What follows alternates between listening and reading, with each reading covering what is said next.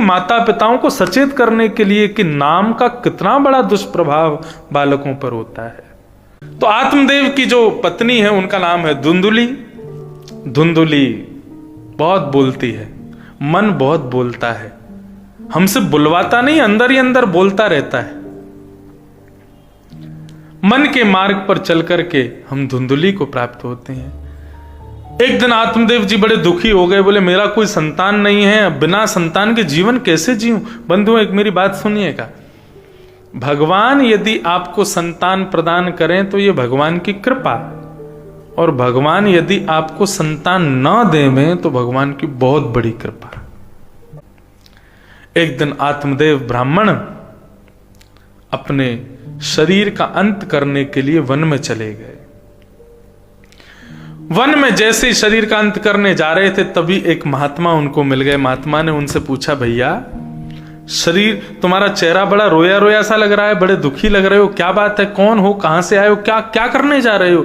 तो पसीने पसीने हो रहे थे, जल्दीबाजी में कहने लगे, महाराज मैं अपना अंत करने जा रहा हूं, मैं अपने आप को समाप्त करने जा रहा हूं, मैं बहुत दुखी हो गया हूं संसार से।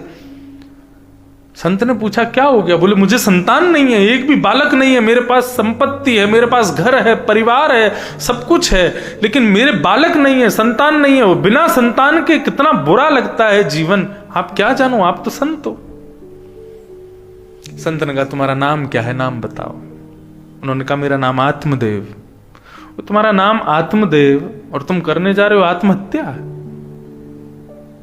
बेटा इस जन्म की तो तू छोड़ दे, तेरे मस्तिष्क को मैंने पढ़ लिया, अगले 7 जन्मों में भी तुम्हारी संतान नहीं होगी। भगवान ने तुझे एकांतिक रहने के लिए भेजा है, भजन करना, अपनी पत्नी के साथ मिलकर के ठाकुर जी का चिंतन करो, स्मरण करो, भजन करो। संतान नहीं है तो नहीं है, कोई बात नहीं, भगवान का भजन करो। आत्मदेव जी बोले नहीं, मैं अपने प्राणों का परित्याग कर दूंगा और मैं अपने आप को जीवित नहीं छोड़ूंगा। और आत्मदेव जी इतने ज्यादा हटीले हो गए कि उन संत के चरणों में सिर रख करके पटकने लगे, आपके सामने अपने प्राणों का त्याग कर दूंगा। क्यों? क्योंकि आप संत होकर के भी मुझे पुत्र हो जाए ऐसा आशीर्वाद नहीं दे रहे हो, मुझे संतान मिल जाए ऐसा आशीष नहीं दे रहे हो, आपके सामने प्राण त्यागूंगा। संत हृदय नवनीत समाना, संत का हृदय मक्खन के जैसा होता है। मक्खन खुद कभी नहीं पिघलता, लेकिन दूसरी कोई गर्म वस्तु उसके पास रख दो सुई पिघल जाता है। संत ऐसे ही होते हैं। संत दुखी हो गए, बोले बेटा देख तेरे वैसे जन्म में है तो नहीं कोई संत, कोई संतान तुझे हो, लेकिन फिर भी इतना हट करता है, फल ले जा। मेरे संपूर्ण जीवन की तपस्या का फल मैं इस फल में देता हूं, अपनी पत्नी को जाकर के खिला देना। 1 वर्ष तक का नियम बता रहा हूं, उन वर्षों का नियम, 1 वर्ष का नियम पालन करोगे तो तुम्हारे घर एक अच्छा पुत्र जन्म लेगा। क्या क्या नियम बताए? बोले सत्यम शौच्यम दया दानम एक भुक्तुम तु भोजनम वर्षावधि स्त्रिया कार्यम तेन पुत्रोति निर्मलम।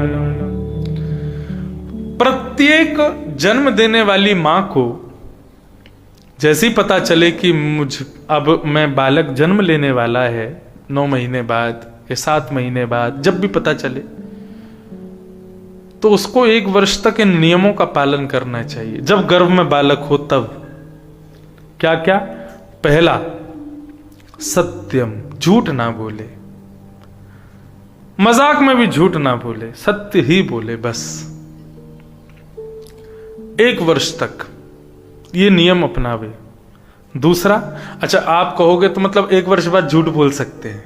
नहीं आप 1 वर्ष तक यदि प्रतिज्ञा ले लोगे कि मैं झूठ ना बोलूं तो फिर 1 वर्ष में इतना नियम बन जाएगा, फिर झूठ बोले ही नहीं पाओगे, फिर सत्य ही निकलेगा जब भी बोलोगे। तो 1 वर्ष तक का पहला नियम क्या है? सत्यम। जब बालक गर्भ में हो तब ये नियम करना है, सत्य बोलो।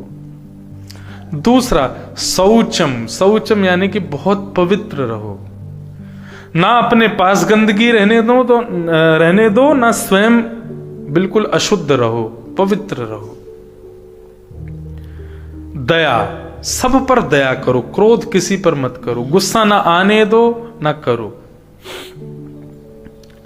दानम, रोज प्रातःकाल उठ करके स्नान ध्यान करके कुछ ना कुछ गर्भवती माता को दान करना चाहिए। वो दान करे, किसी को अन्न दान करे, किसी को धन दान करे, किसी को वस्त्र दान करे, और कुछ नहीं तो किसी को ज्ञान का दान करे, सुंदर सुंदर वस्तुओं का दान करे रोज। और ये सबसे कठिन 5वां उपाय, एक भुक्तुम तु भोजनम, केवल एक ही बार भोजन करे दिन में, ज्यादा भोजन ना करे।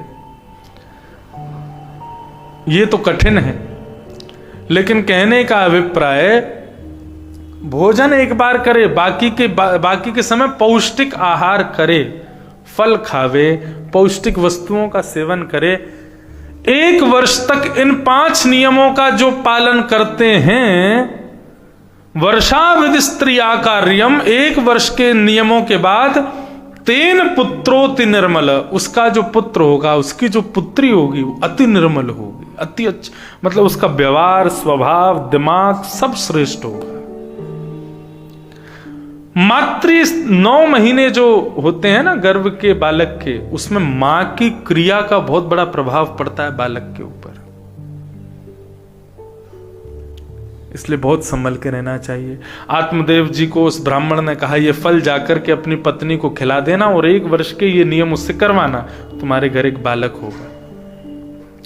आत्मदेव तो नाचते कूदते हुए घर आए, अपनी पत्नी को आगे बोले, ये फल खा लो जल्दी से, और इसके बाद हमारे घर में पुत्र होगा। बाकी की बातों को इतना ध्यान नहीं दिया, मतलब डॉक्टर ने दवाई तो दे दी, लेकिन परहेज करोगे नहीं तो दवाई का फायदा कहां से होगा। यहां पर बैठ कर के वक्ता कितना भी ज्ञान दे दे, लेकिन आप उस ज्ञान को परहेज के साथ स्वीकार नहीं करोगे तो ज्ञान रूपी औषधि कुछ कर नहीं पाएगी। जाकर के कह दिया, ये फल खा लो बेटा, अपनी पत्नी से बोले फल खा लीजिए और 1 वर्ष तक इन नियमों का पालन करो, हमारे घर में एक नवीन पुत्र जन्म लेगा। धुंधुली ने मन में सोचा, ये फल खा लूंगी तो पता नहीं कहां से फल ले आए हैं, इसका क्या प्रभाव है क्या नहीं है, आदि आदि सब मन में विचार करने लगी। तभी उसने अपने घर की गाय की ओर देखा, वो भी बांझ थी, उसके भी कोई बछड़ा बच्चिया कुछ नहीं हुआ था बालक, तो उसने जाकर के वो फल गाय को खिला दिया और स्वयं सोचने लगी मैं क्या करूं। तो उसकी पहले डील हो चुकी थी, उसकी एक सहेली है, उसके 9 बालक हो चुके हैं, 10वां बालक होने वाला है। तो उसके घर में ज्यादा संपत्ति नहीं थी, तो इस धुंधुली ने कह दिया था कि मैं तुझे बहुत सारा धन दे दूंगी और तुम अपना 10वां बालक मुझको दे देना, और 9 महीने के लिए मैं तुम्हारे घर आ जाऊंगी। तो आत्मदेव जी ज्यादा पूछेंगे भी नहीं कि भाई, उनको पता भी नहीं चलेगा मैं गर्भवती हूं कि नहीं, मैं बस कह दूंगी मैं गर्भवती हूं, अब कुछ दिन मायके रहूंगी, वहीं से बालक को जन्म दे के लाऊंगी, आ जाऊंगी तुम्हारे पास, तुम अपने बालक को मुझे दे देना, मैं तुम्हें बहुत सारा द्रव्य दे दूंगी। ऐसा करके पूरी व्यवस्था बना ली। 9 महीने बाद अपनी सहेली के बालक को लेकर के धुंधुली घर आ गई। घर में उत्सव मनने लगा, आनंद मनने लगा। आत्मदेव जी बड़े प्रसन्न, मेरा पुत्र हुआ है। उस बालक का नामकरण संस्कार करने के लिए बैठे तो आत्मदेव जी ने उस बालक का एक सुंदर नाम रखा, भगवत नाम से मिला हुआ कोई नाम, नारायण रखा। धुंधुली बोली, नारायण नाम अच्छा नहीं है। तो मेरा नाम धुंधुली है, मेरे बच्चे का नाम धुंधुकारी। आपने गर्भ में थोड़ी रखा, मैंने गर्भ में रखा ना, तो मेरा जो नाम होगा वही मेरे। आजकल एक नया ट्रेंड चला है, माता पिता का जो नाम होता है ना, वो अपने नाम को जोड़ के अपने बालकों का नाम धर देते हैं। सुना है आपने? उसका कोई मतलब नहीं होता लेकिन फिर भी धर देते हैं। अरे उसका कोई अर्थ निकलता हो, उसका कोई भाव सुंदर प्रकट होता हो, तब नाम रखना चाहिए। और आजकल पता नहीं क्या हुआ है, एक गुरुजी आए हैं नए नए, गूगल गुरुजी। बच्चा होते ही उस पर ढूंढेंगे, महाराज इसका नाम क्या रखें, गूगल से पूछते हैं। अपने बड़ों से नहीं पूछेंगे, अपने गुरुजनों से नहीं पूछेंगे, गूगल गुरुदेव बताते हैं इस बालक का नाम ये होना चाहिए। कुछ भी नाम रखते हैं। ऐसा नहीं। अब मैं नाम अगर 2-4 बोल दूं तो वो लोग कथा सुन रहे होंगे, वो कहेंगे देखो हमारे बालक का नाम बोल रहे हैं ये। इसलिए कोई नाम नहीं बोलना, लेकिन बच्चों के नाम गुरुजनों से पूछ करके, संत जनों से पूछ करके, और किसी विशिष्ट भगवत नाम पर ही, भगवान के नाम पर ही बालकों का नाम होना चाहिए। माता पिता अपना नाम जोड़ के बालकों का नाम धर देते हैं, तो माता पिता ने जैसा जैसा जो जो किया, उल्टा सीधा काम वही बालक करने लगते हैं, उसका उपल्ला पाठ होते हैं बालक। भगवत नाम रखोगे तो जिस भगवान का तुम नाम रखते हो, उस भगवान ने जो जो क्रिया की होंगी वो कहीं ना कहीं अंश रूप में उस बालक में दिखेंगी। ऐसा नाम रखना चाहिए। तो धुंधुली ने अपने बेटे का नाम रखा धुंधुकारी। धूम धूम करोति धुंधुकारी, जो धूम मचावे वो धुंधुकारी। आत्मदेव जी बोले अब कोई बात नहीं, मुझे तो बेटा होने से मतलब था, एक संतान होनी चाहिए बस, अब नाम तुम कुछ भी रखो। इतने में ही दौड़े दौड़े आए कुछ ब्राह्मण, अरे महाराज गौशाला चलो, जल्दी चलो। आत्मदेव बोले क्या हो गया? बोले चलो तो सही। जैसे ही गौशाला में गए तो क्या देखा, वो गाय जिसको धुंधुली ने फल खिलाया था, उस गाय के गर्भ से एक मानवों जैसा बालक प्रकट हो रहा है। आत्मदेव जी प्रसन्न हो गए, वाह ईश्वर की कितनी बड़ी कृपा, एक नहीं 2 पुत्र प्राप्त हुए। आत्मदेव जी प्रसन्न हो गए, बोले देवी देखो तुमने उस बालक का नाम रखा, बड़े बालक का नाम तुमने रखा, भगवान ने मुझको भी अपॉर्चुनिटी दी है, मैं भी नाम रखूंगा, इस दूसरे बालक का नाम मैं रखूंगा। उसका नाम क्या रखा? गोकर्ण। धीरे धीरे दोनों बालक बड़े हुए तो नाम के अनुसार ये गोकर्ण, धुंधुकारी का प्रसंग, गोकर्ण का प्रसंग माता पिताओं को सचेत करने के लिए कि नाम का कितना बड़ा दुष्प्रभाव बालकों पर होता है। धीरे धीरे गोकर्ण जी और धुंधुकारी दोनों बड़े हुए। धुंधुकारी महान दुष्ट हुए और गोकर्ण पंडित ज्ञानी बने। धुंधुकारी सब गलत काम करते हैं, व्यसन करते हैं, जुआ खेलते हैं, सब दूषित कर्म करते हैं। अपने घर पर आकर के बहुत सारा धन मांगते हैं, माता पिता से धन दे दो, पिता माता नहीं देते तो उनको भी मारते हैं। पिता मन में सोचने लगे इससे बढ़िया तो मैं बिना बालक का था, ये कैसा पुत्र घर में आया अपने माता पिता को मारता है, इससे बढ़िया तो मैं बिना पुत्र का था। एक दिन अपने पिता पर हाथ उठाया जब धुंधुकारी ने, तो पिता आत्मदेव अपने घर को छोड़ करके चले गए। अकेली मां रह गई, मां को प्रताड़ित करने लगा। एक दिन मां भी छोड़ करके घर से भाग गई और एक कुएं में जाकर के गिर गई, उसकी मृत्यु हो गई। आत्मदेव जी बड़े दुखी होकर के वन में बैठे रुदन करने लगे, मैंने क्यों इच्छा की ऐसे पुत्र की, ऐसा पुत्र क्यों आया मेरे जीवन में। तब वहां पर उनके गोकर्ण जी महाराज पधारे और गोकर्ण जी ने जब अपने पिता को रोते हुए देखा तो पिता से बोले, पिताजी आप रो क्यों रहे हो? बोले मेरे बेटा ऐसा निकला, उसने अपनी माँ के साथ ऐसा किया, आदि आदि सब बात कहने लगे। बोले पिताजी ये मोह की चर्चा मेरे सामने मत कीजिए, बैठिए आपको ज्ञान देता हूं। और यहां पर गोकर्ण जी ने अद्भुत बातें अपने पिता को बताई। इस प्रकार अपने पिता को श्री गोकर्ण जी महाराज ने ज्ञानोपदेश किया और इस ज्ञानोपदेश को प्राप्त करके श्री गोकर्ण जी महाराज वन में गए और श्रीमद् भागवत का आश्रय लेते हुए अपने प्राणों का परित्याग कर दिया।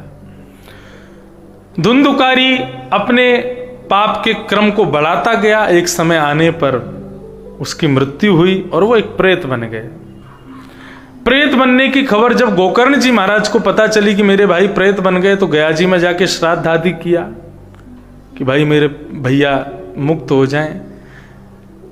लौट करके वापस जब उसी नगर में आए गोकर्ण जी, तो उन्होंने स्वयं दर्शन किया कि भाई अभी भी प्रेत योनि में ही है। तो प्रेत योनि से कैसे मुक्त हो, इसके लिए सूर्य नारायण भगवान से प्रार्थना की और प्रार्थना करके पूछा कि मेरे भ्राता प्रेत योनि से कैसे मुक्त होंगे जिनका गया में भी श्राद्ध हो चुका है। तो सूर्य भगवान ने उत्तर दिया, श्रीमद् भागवतां मुक्ति सप्ताहं वाचनं कुरु इति सूर्य वच सर्वै धर्म रूपम तु विश्रुतम्। श्रीमद् भागवतान मुक्ति, भागवत की कथा कराओ और श्रीमद् भागवत से अत्यंत घनघोर प्रेत योनि में युक्त भी जो प्रेत होगा वो भी मुक्त हो जाएगा। भागवत की कथा की गई, सब नगरवासी आते थे। एक बांस के डंडे में आकर के प्रेत योनि के रूप में श्री धुंधुकारी उसमें बैठ गए। प्रत्येक दिन की कथा सुनते सुनते सुनते उनके अंदर बदलाव होने लगा, एक एक ग्रंथि फटने लगी। सप्ताह कथा सुनते ही सप्त ग्रंथि फट गई और श्री धुंधुकारी जी एक चतुर्भुज रूप धारण करके दिव्य दैव रूप प्राप्त करके भगवत धाम को प्रस्थान करने लगे। अपने भैया को प्रणाम किया। भगवान का विमान धुंधुकारी को लेने के लिए पधारा, उसमें बैठ कर के धुंधुकारी जी जाने लगे। तब